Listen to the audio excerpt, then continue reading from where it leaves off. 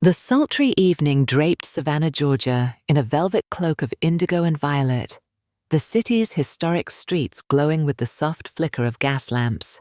Inside a grand antebellum home on Forsyth Park, Clara Beaumont lounged in the opulent living room, her fingers gliding over her tablet. The faint buzz of a jazz record spun in the background, its smoky notes curling through the air like a lover's whisper. At 45, Clara was a vision of poised allure, her auburn hair swept into a loose chignon, her silk blouse clinging to her curves.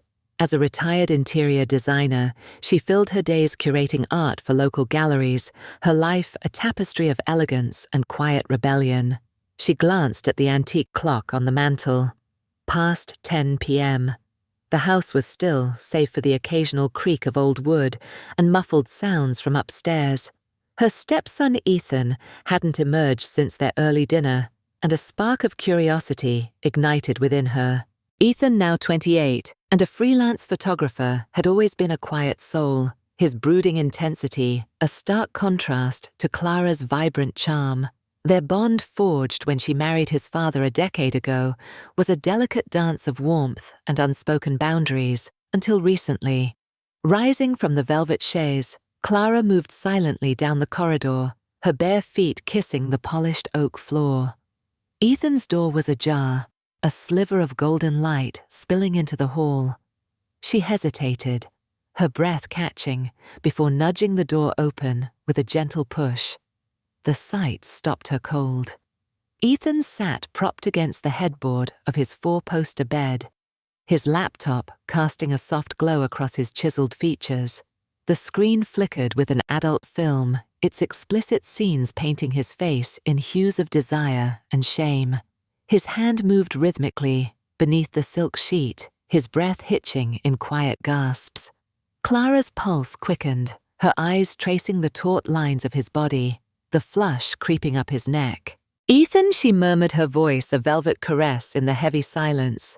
He jolted, slamming the laptop shut, his face flaming crimson.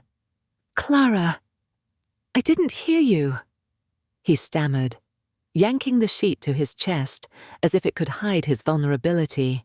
Clara stepped inside, closing the door with a soft click. She leaned against the wall, arms crossed, her emerald eyes glinting with curiosity. "What are you doing?" she asked, her tone teasing yet tender, though the answer hung between them like a charged current. Ethan's gaze dropped, his fingers twisting the sheet. I was just..." His voice faltered, drowned in embarrassment. "It's okay," Clara said, her voice softening as she crossed the room to perch on the edge of his bed. Her presence was a heady mix of comfort and danger, her silk skirt riding up slightly to reveal a glimpse of her thigh. "You don't have to explain. I know what you were doing." The air thickened electric with unspoken tension. Ethan's heart pounded, his eyes flickering to her face, then away. Clara studied him, her gaze lingering on the vulnerability in his expression. "Do you want to talk about it?" she asked, her voice a low purr. He hesitated, his mind a whirlwind. "I'm nervous," he admitted, his voice barely audible. "About Lily. We've been together for months and she wants more, but I don't know what I'm doing. I'm terrified I'll disappoint her." Clara's lips curved into a knowing smile. She reached out her fingers, brushing his shoulder, sending a shiver through him. "Ethan, that's perfectly normal," she said, her tone rich with reassurance. "Everyone feels that way at first. It's about connection, not perfection." His eyes met hers wide with desperation. "But what if I'm awful? What if she laughs?" Clara chuckled, the sound low and sultry. "You're overthinking it, darling. Communicate with her. Listen to her. Take it slow." She squeezed his shoulder, her touch lingering. "It's about being present, not performing." Ethan nodded, but doubt lingered in his gaze. "I just wish I knew what to expect," he murmured. Clara's heart ached for him, but beneath her compassion stirred something bolder, more dangerous. She stood, her silk skirt swaying, and leaned against the doorframe. "You'll figure it out," she said, her voice a promise. "Trust yourself." She left the room, her pulse racing as she leaned against the wall in the hallway. Ethan's vulnerability, His raw need for guidance burned in her mind. She returned to the living room, sinking into the chaise, her thoughts consumed by a forbidden question. How could she help him? Not just with words, but with something deeper, more intimate. The days that followed were a slow burn of tension. Ethan's confession hung in the air, his anxiety palpable in every fidget, every distracted glance. Clara watched him closely, noting the way his eyes lingered on her when he thought she wasn't looking. Their bond, once platonic, now crackled with an undercurrent neither could ignore. One humid evening, as Clara chopped vegetables in the sprawling kitchen, her mind wandered. Ethan sprawled on the leather sofa in the adjacent parlor, scrolling through his phone, his leg bouncing restlessly. She set down her knife, wiping her hands on a linen towel, and crossed to the parlor's arched doorway. "Ethan," she said softly, her voice cutting through the jazz humming from the speakers. He looked up, startled. "Yeah, you've been quiet," she said, gliding to the sofa and sitting beside him, her silk dress clinging to her curves. "Is it still about Lily?" He hesitated, then nodded. "I can't stop worrying. It's eating me alive." Clara's hand found his shoulder, her touch warm and deliberate. "You can't let it consume you, darling. You'll find your way when the time comes." His eyes, dark with uncertainty, met hers. "I wish I could believe that." Her heart twisted, but her resolve hardened. That night, as she lay in her canopied bed, a bold plan took shape. It was risky taboo, but it might be the only way to give Ethan the confidence he craved. She would start subtly testing his reactions, drawing him into a dance of desire and discovery. Over the next week, Clara transformed. She traded her tailored blouses for low-cut tops that hugged her curves, her skirts shorter, her movements languid. One morning, she left the bathroom door ajar while showering the steam, curling around her silhouette behind the glass, the scent of jasmine drifting into the hall. Ethan, passing by, froze his eyes, drawn to the tantalizing glimpse, before he hurried away, his face flushed. Another evening, she wore a crimson dress that clung to her hips, the hem teasing her thighs. As she brushed past him in the narrow hallway, her fingers grazed his arm, lingering just long enough to spark a shiver. She even accidentally sent him a link to an adult film, claiming it was meant for a friend. His phone buzzed as they sat in the parlor, and Clara feigned ignorance as he fumbled to close the app, his cheeks burning. Each interaction left Ethan flustered, his stolen glances betraying his growing fascination. Clara watched him like a predator to her plan unfolding perfectly. By week's end, she knew it was time to escalate. One sultry Friday, as they sat across from each other at the mahogany dining table, Ethan poking at his shrimp étouffée, Clara made her move. "Ethan, I've been craving a night out," she said, her voice a velvet lure. "There's a new Creole place downtown. Join me tomorrow. Let's make it a date." His fork paused midair, his eyes wide. "A date?" She shrugged, her lips curving. "Why not? We haven't spent time together lately. It'll be fun." He hesitated, his gaze flickering over her silk blouse, unbuttoned just enough to hint at her décolletage. "Okay," he said finally, his voice unsteady. "Perfect," Clara purred, rising to clear her plate, her hips swaying as she moved to the kitchen. "Be ready by 7. The next evening, Clara descended the grand staircase, a vision in a black dress that hugged her like a lover's embrace. The neckline plunged daringly, the skirt ending mid-thigh, paired with stilettos that clicked with authority. Her auburn hair cascaded in loose waves, her lips painted a bold scarlet. Ethan, waiting in the foyer in a tailored blazer and slacks, froze his breath, catching. "You look incredible," he managed, his voice thick. "Thank you, darling," Clara said, her smile wicked. "Let's go." They drove to the restaurant in her sleek convertible, the night air heavy with magnolia and anticipation. The Creole bistro was intimate, its candlelit tables draped in linen, the air alive with the scent of gumbo and the wail of a saxophone. Clara sat across from Ethan, crossing her legs slowly, her dress riding up to reveal a glimpse of lace. His eyes lingered, then darted away, his face flushing. As they dined, Clara kept the conversation light, her laughter like music, but her movements were calculated, leaning forward to offer a glimpse of cleavage brushing her foot against his calf under the table. Ethan stiffened his breath, hitching, but he didn't pull away. "Ethan," she said softly, her voice a caress. "I'm here for you. Whatever you're feeling, you can tell me." He nodded, his eyes conflicted. "It's hard to talk about." Her hand found his across the table, her touch electric. "You don't have to go through this alone." Before he could respond, Clara excused herself, gliding to the restroom. There she slipped off her lace panties, tucking them into her clutch. Returning to the table, she slid them across to him, her voice a husky whisper. "Keep these, darling. They're yours." Ethan stared speechless, his face aflame. Clara sipped her wine, her gaze unyielding, knowing the night was only beginning.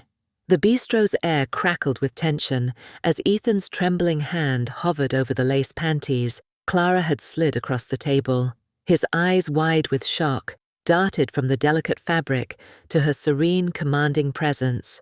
Clara sipped her Pinot Noir, her scarlet lips curving into a smile that was both invitation and challenge.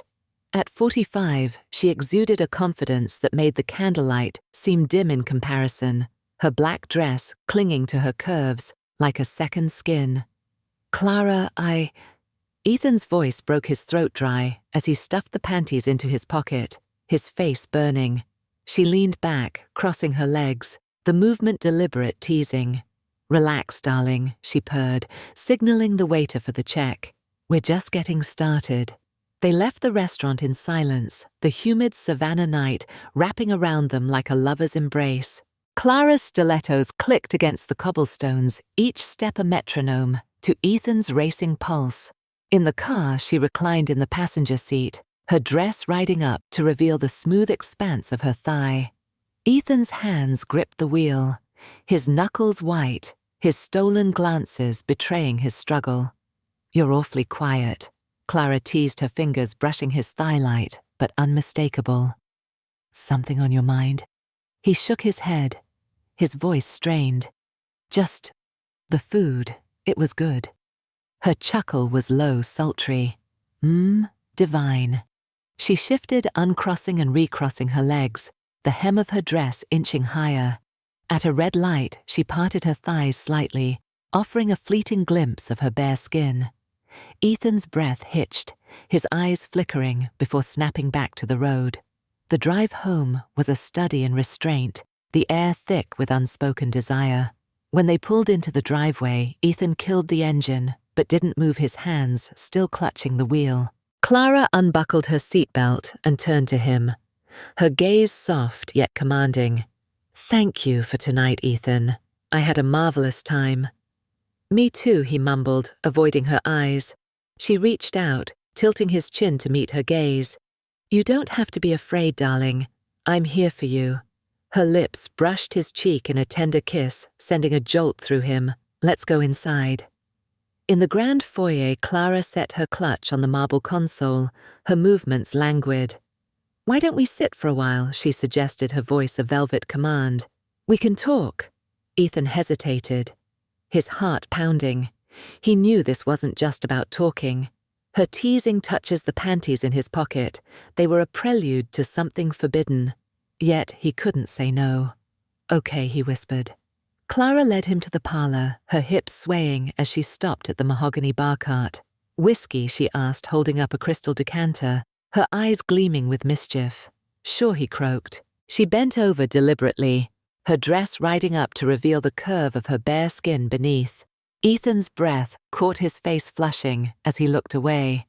Clara poured 2 glasses, her movements slow, sensual, and handed one to him, their fingers brushing.